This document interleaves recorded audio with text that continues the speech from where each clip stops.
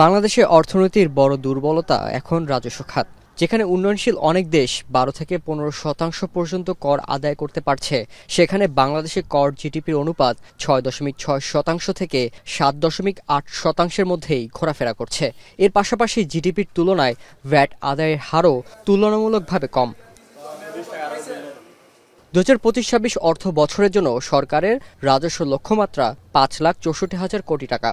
তবে অর্থ বছরের শুরুতেই দেখা দিয়েছে বড় ঘাটতি। এনবিআর এর প্রথম দিকের হিসেব অনুযায়ী লক্ষ্যমাত্রার বিপরীতে রাজস্ব ঘাটতি ছাড়িয়েছে ১৭,০০০ কোটি টাকা। এই সংকট সামাল দিতে অন্তর্বর্তী সরকার জোর দিয়েছে ডিজিটাল ব্যবস্থার উপর, চালু করে ই-রিটার্ন জমার ব্যবস্থা। প্রস্তুতি চলছে সব ধরনের কর অনলাইনে আদায়ের, যাতে করদাতারা ঘরে বসেই সহজেই আয়কর জমা দিতে পারেন।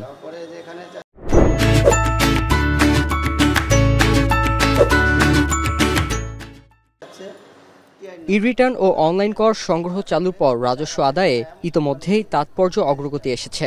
আগের অর্থ বছরের তুলনায় এবার অনলাইন রিটার্ন দাখিলের ২৫০ থেকে ৩০০% বেড়েছে। এক বছরে প্রায় ১৭,১২,০০০ করদাতা অনলাইনে রিটার্ন দাখিল করেছেন, যা আগের অর্থ বছরের চেয়ে ৩ গুণ বেশি। বুধবার সকালে আগারগাঁয়ে এনবিআর ভবনে জাতীয় ভ্যাট দিবস ও ভ্যাট সপ্তাহ ২০২৫ উপলক্ষে এক সেমিনারে অর্থ উপদেষ্টা বলেন, দেশের সম্পদ না বাড়ালে উন্নয়ন সম্ভব নয়। ব্যক্তি পর্যায়ে কর ও ভ্যাট দেওয়ার মানসিকতাও তৈরি করতে হবে বলে মত তার। আরো বিস্তৃত করেন, মডার্নাইজ করে, লোকজন যেন কষ্ট না হয় ভ্যাট দিতে, এবং লোকজন যেন এসে পায়, সে ভ্যাটের বদলে মানে সেটা যেন রিকগনিশনটা।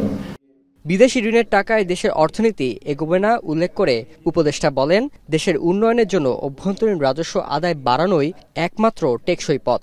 এমন নিজের সম্পদ না বাড়লে আমরা কাজ করবো কি করে? ধার দিয়ে তো আপনার যেমন সোশ্যাল সেক্টরে, এডুকেশনে, শিক্ষা, স্বাস্থ্য, সামাজিক উন্নয়ন, তার প্রকল্প উন্নয়ন, এগুলিতে আমাদের ফ্লেক্সিবিলিটি থাকে না বাইরে থেকে ঋণ দিয়ে।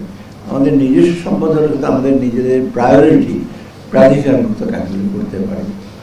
কর ব্যবস্থার স্বচ্ছতা, ডিজিটাল সংযোগ এবং করদাতার সচেতনতা বাড়ানো না গেলে রাজস্ব ঘাটতি ভবিষ্যতে আরো গভীর হতে পারে বলে মত বিশেষজ্ঞদের। অনেকগুলো দেশ আস্তে আস্তে করে ক্যাশলেস সোসাইটি। শাহরিয়ার জামান পুলক, এখন ঢাকা। বাংলাদেশের ক্ষেত্রেও